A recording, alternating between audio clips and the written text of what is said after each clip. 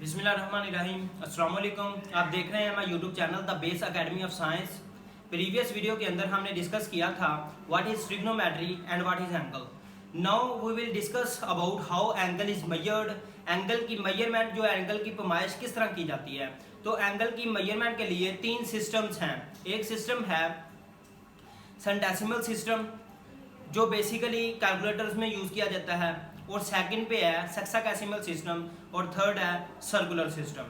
ठीक है, centesimal system एक ऐसा सिस्टम होता है जिसमें एंगल की जो मेजरमेंट है वो ग्रेड्स, मिनट्स और सेकंड्स में की जाती है। सेक्साडेसिमल सिस्टम एक ऐसा सिस्टम है जिसमें एंगल की मेजरमेंट डिग्री, मिनट्स और सेकंड्स में की जाती है। और सर्कुलर सिस्टम एक ऐसा सिस्टम है जिसमें एंगल की मेजरमेंट रेडियन में की जाती है, और रेडियन असल में रियल नंबर्स होते हैं। अब हम इनकी डेफिनेशन पढ़ते हैं। सेंटेसिमल सिस्टम फ्रेंच सिस्टम भी होता है। सेंटेसिमल सिस्टम असल में फ्रेंच सिस्टम भी बोल सकते हैं, और सेक्साडेसिमल सिस्टम को हम इंग्लिश सिस्टम भी बोल सकते हैं। Centesimal system, in centesimal system angle is measured in grades, minutes and seconds.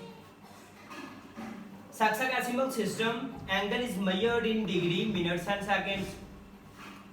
And circular system, in circular system angle is measured in radian, यानी कि रियल नंबर्स। अब हम डिस्कस करेंगे कि ग्रेड्स क्या होते हैं, डिग्रीज क्या होती है, और जो लास्ट में हमने पढ़ा रेडियन, रेडियन क्या है, उनकी डेफिनेशन जो है वो डिस्कस करते हैं। तो फर्स्ट पे सेंटेसिमल सिस्टम डिस्कस करते हैं। यहां पर लिखा हुआ है फर्स्ट रोटेशन। जब एक टर्मिनल आर्म रोटेट करती है, एक कंप्लीट चक्कर, एक कंप्लीट रोटेशन, जैसे कि ये इनिशियल आर्म है जो कि फिक्स्ड आर्म है, और ये टर्मिनल आर्म है जो कि मूव कर सकती है। तो जैसे ही ये टर्मिनल आर्म मूव करेगी और एक कंप्लीट रोटेशन मुकम्मल करेगी, एक कंप्लीट चक्कर मुकम्मल करेगी, तो जो एंगल यहाँ पे बनेगा वो होगा 400 ग्रेड्स।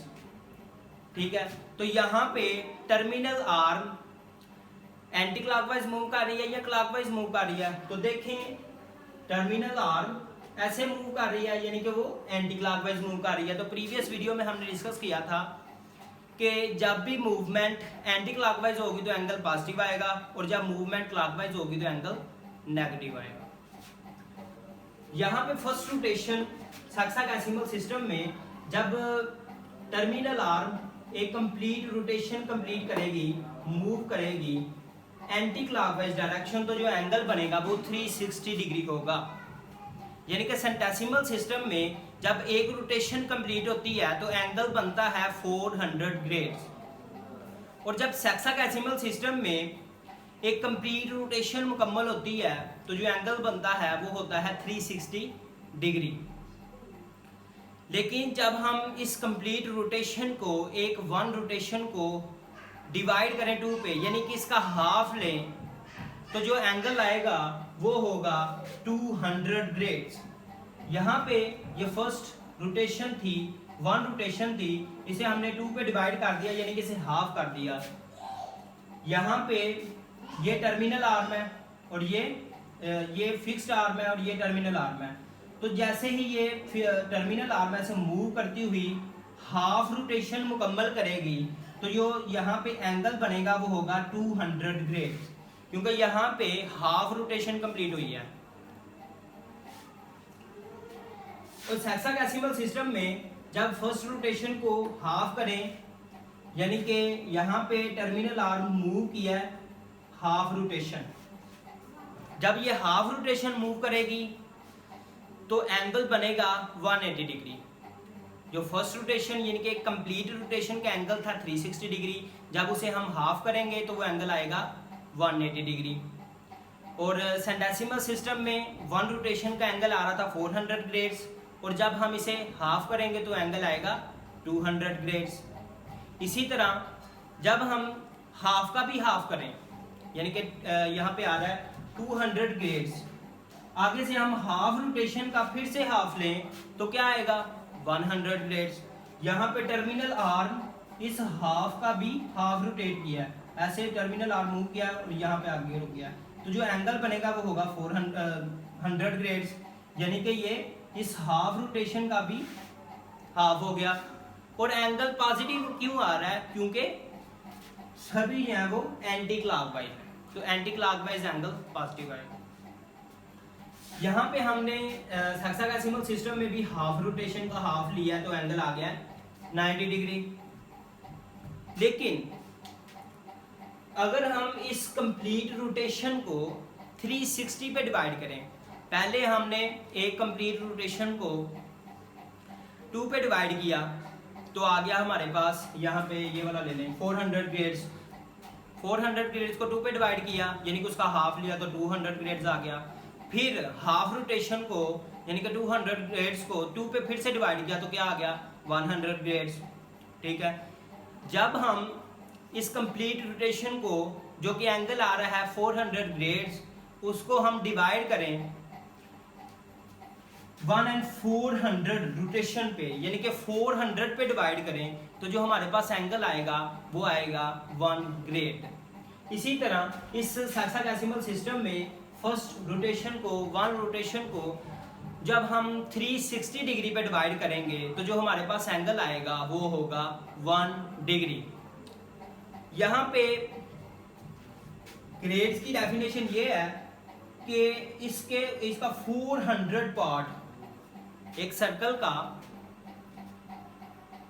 400 पार्ट 400वां हिस्सा, ठीक है, जो एंगल बनाएगा सर्कल के सेंटर के ऊपर वो होगा 1 ग्रेड। और डिग्री की डेफिनेशन क्या है? If we divide a circle in 360 equal parts then each part is called 1 degree.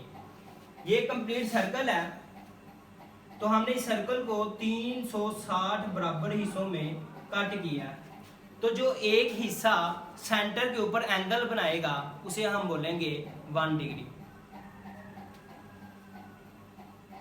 अब मिनट्स और सेकंड्स को डिस्कस कर लेते हैं। बाज़ एंगल की जो मेजरमेंट है वो 1 ग्रेड या 1 डिग्री से भी कम आती है, तो उसकी मेजरमेंट कैसे की जा सकती है? उसकी मेजरमेंट के लिए इंट्रोड्यूस करवाया मिनट्स और सेकंड्स को। तो मिनट्स और सेकंड्स क्या होते हैं? पहले ग्रेड्स वाले डिस्कस कर लेते हैं। तो फर्स्ट मिनट होता है 100 part of 1 grade is called 1 minute. एक ग्रेड का 100वां हिस्सा जो है वो 1 मिनट के इक्वल होता है।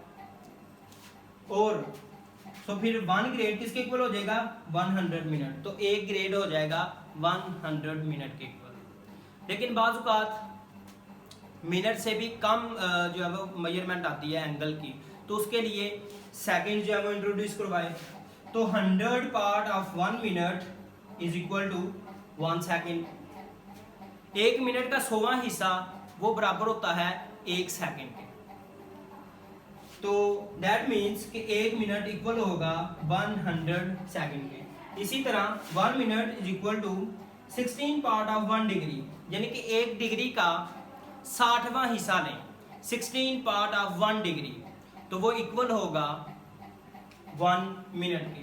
तो इसी तरह 1 डिग्री इक्वल आ जाएगा 16 मिनट के, और 1 सेकेंड होता है 16 पार्ट ऑफ 1 मिनट, यानी कि 1 मिनट का 60वां हिस्सा वो इक्वल होता है 1 सेकेंड के। तो फिर 1 मिनट इक्वल आ जाएगा 16 सेकेंड।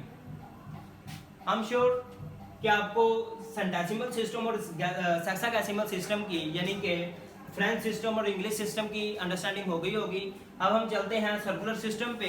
तो सर्कुलर सिस्टम एक ऐसा सिस्टम था जिसमें एंगल की मेजरमेंट रेडियन में की जाती है। तो सबसे पहले हम रेडियन की डेफिनेशन अंडरस्टैंड करते हैं कि रेडियन क्या है। Angle is subtended on the centre by an arc.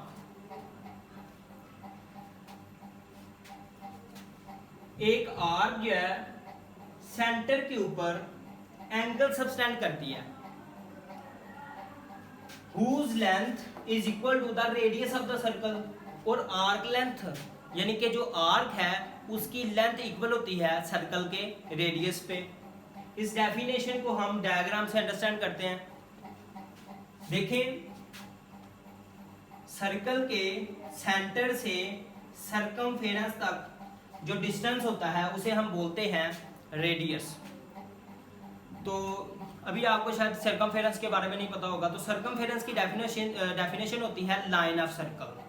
Circle की जो लाइन होती है ये है सर्कल की लाइन।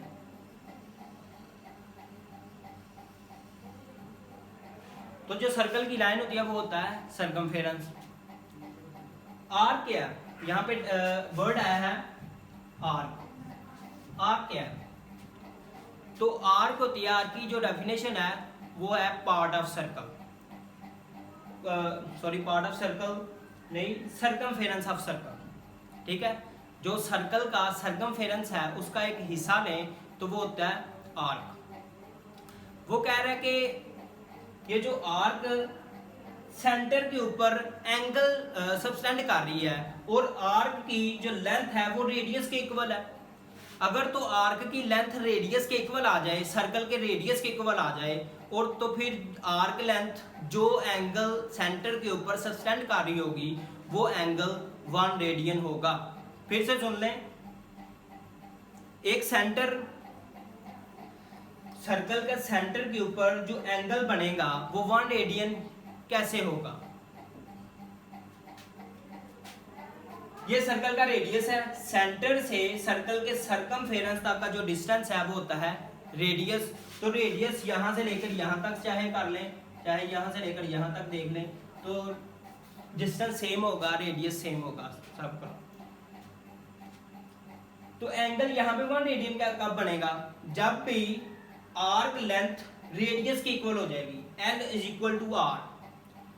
जब भी सरकमफेरेंस का कोई पार्ट जिसे हम आर्क बोलते हैं वो इक्वल हो जाए सर्कल के रेडियस के, तो फिर जो आर्क लेंथ है वो एंगल सबटेंड करेगी, जो एंगल सेंटर के ऊपर सबटेंड करेगी उस एंगल को हम बोलेंगे 1 रेडियन।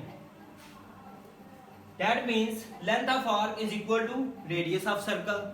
जब भी आर्क की जो लेंथ है वो सर्कल के रेडियस के इक्वल होगी तो हम कह सकते हैं L is equal to R।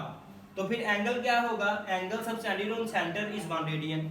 जब L is equal to R होगा, आर्क लेंथ या वो रेडियस ऑफ सर्कल के इक्वल हो जाएगी, तो हम कह सकते हैं जो एंगल सबटेंड होगा आर्क लेंथ से सेंटर के ऊपर वो होगा 1 रेडियन। इसी तरह जब L is equal to 2R होगा, यानी कि जो आर्क लेंथ है वो सर्कल के 2 रेडियस के इक्वल हो जाएगी। दैट मीन्स यहाँ पे एक और रेडियस है ये, तो एक आर्क लेंथ यहाँ पे बनेगी जिसे हम बोलते हैं L, और ये भी R के इक्वल है। दैट मीन्स ये कंप्लीट आर्क वो हो जाएगी 2R। ठीक है, तो यहाँ से लेकर यहाँ तक जो आर्क लेंथ बनी है वो इक्वल आ रही है L is equal to 2R, यानी कि सर्कल के 2 रेडियस के इक्वल आ रही है। तो जो एंगल बनेगा सर्कल के ऊपर वो होगा 2 रेडियन। इसी तरह जब ये आर्क लेंथ सर्कल के 3 रेडियस के इक्वल होगी, यहाँ पे भी एक L आ गई है, तो टोटल जो है वो 3 रेडियस के इक्वल होगी। ठीक है, तो जब आर्क लेंथ सर्कल के 3 रेडियस के इक्वल हो जाए तो उसे हम बोलते हैं, तो उसे हम कहेंगे कि जो एंगल बन रहा है सेंटर के ऊपर वो होगा 3 रेडियन। अंडरस्टैंड। इसी तरह अगर ये जो सर्कल के ऊपर जो आर्क लेंथ है, यहाँ पे लिखा होगा angle subtended on centre is 2 radian जब L is equal to 2R के इक्वल होगा। इसी तरह जब एंगल सबटेंडेड होगा ऑन सेंटर के ऊपर थीटा, यानी कि ये कंप्लीट एंगल बन गया थीटा। ठीक है, पहले जब L जो है वो R के इक्वल था तो एंगल बन रहा था 1, जब L 2R के इक्वल था तो एंगल बन रहा था 2 रेडियन, जब L 3R के इक्वल बन रहा था तो एंगल बन रहा था 3। इसी तरह आगे चलते जाएं, जब एंगल थीटा बनेगा यानी कि L जो है वो हो जाएगा थीटा R के इक्वल। ठीक है, तो ये प्रूफ था थीटा इज इक्वल टू